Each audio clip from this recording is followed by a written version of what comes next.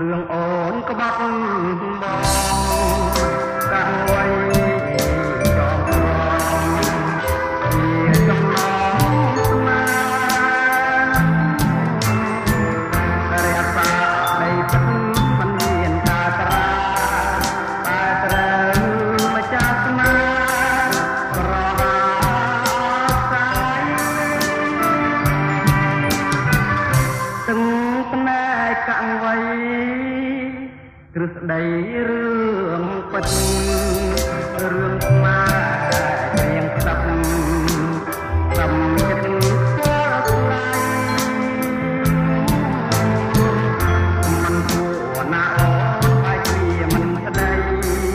ធ្វើឲ្យកាំងໄວនឹងស្មានខ្លួនណាអោទួលតាពូកាវៃខចិត្តស្រីលែងណាត់អូនបានចិត្តធ្វើឲ្យអូនកាយគុំមកតាប្រយោជន៍អ្វីបានស្នេហ៍ប្តី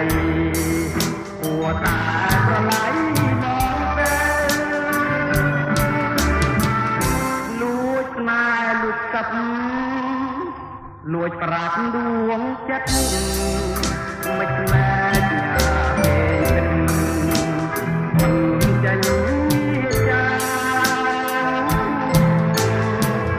ជាតិនេះគ្មានអូនអស់ហើយខ្លឹមសារពេញមិន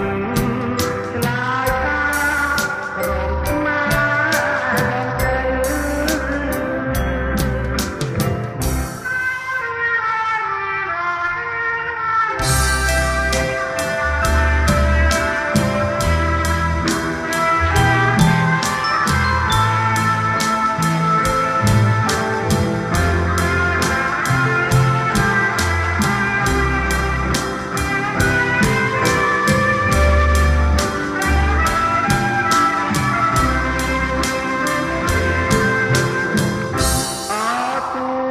ទៅពូ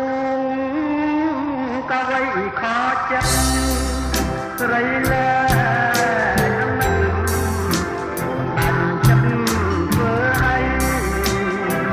អូនកយគុំមកប្រ